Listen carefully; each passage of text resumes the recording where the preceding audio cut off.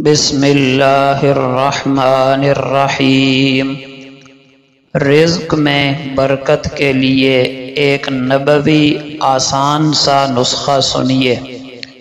جو بندہ گھر میں داخل ہو کر سلام کرے، چاہے کوئی گھر میں ہو یا نہ ہو، پھر ایک مرتبہ آقا علیہ الصلاۃ والسلام پر درود پاک پڑھے اور ایک مرتبہ سورہ اخلاص پڑھ لے، یعنی قل هو اللہ احد اللہ الصمد لم یلد ولم یولد ولم یکن لہ کفوا احد، یہ 3 مختصر سے کام کر لے، اللہ جل شانہ اس کے رزق میں برکتیں عطا فرمائیں گے۔ اس کے ساتھ قبولیت دعا کا نبوی نسخہ بھی سن لیجئے۔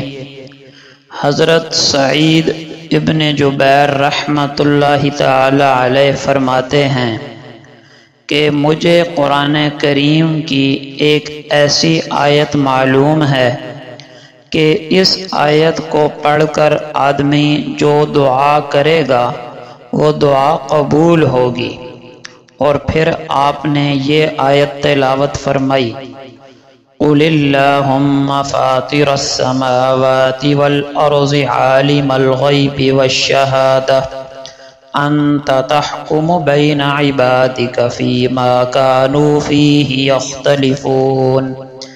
یہ سورہ زمر آیت نمبر 46 ہے۔ اس کے ساتھ ساتھ 3 بڑی بیماریوں سے بچنے کا آسان نبوی نسخہ بھی سن لیجئے۔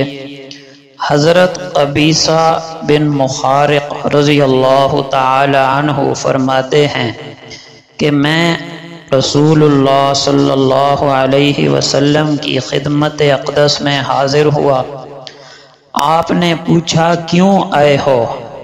میں نے عرض کیا کہ میری عمر زیادہ ہو گئی ہے، ہڈیاں بھی کمزور ہو گئی ہیں، یعنی بوڑھا ہو گیا ہوں۔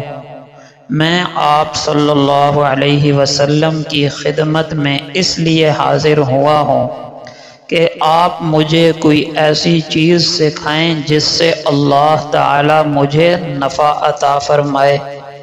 آپ صلی اللہ علیہ وسلم نے فرمایا، تم جس پتھر، درخت اور ڈھیلے کے پاس سے گزرے ہو اس نے تمہارے لیے دعائے مغفرت کی ہے۔ یہ فضیلت آپ نے اس لیے بتائی کہ وہ صحابی علم دین سیکھنے کے لیے آئے تھے، اور جو بندہ علم دین سیکھنے کے لیے گھر سے نکلتا ہے وہ اللہ کے راستے میں ہوتا ہے، اور اس کے لیے اللہ کی مخلوقات دعائے مغفرت کرتی ہیں۔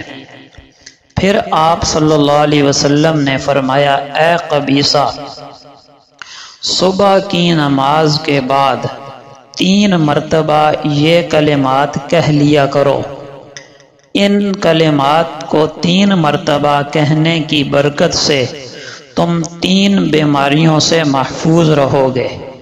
نمبر 1 اندھے پن کی بیماری، نمبر 2 کوڑے پن کی بیماری، اور نمبر 3 فالج کی بیماری۔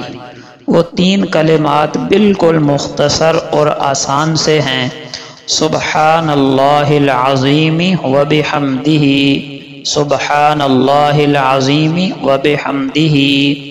یہ 3 وظائف آپ کے سامنے پیش کیے گئے۔ اللہ پاک ہمیں عمل کی توفیق عطا فرمائے۔ وما علینا الا البلاغ۔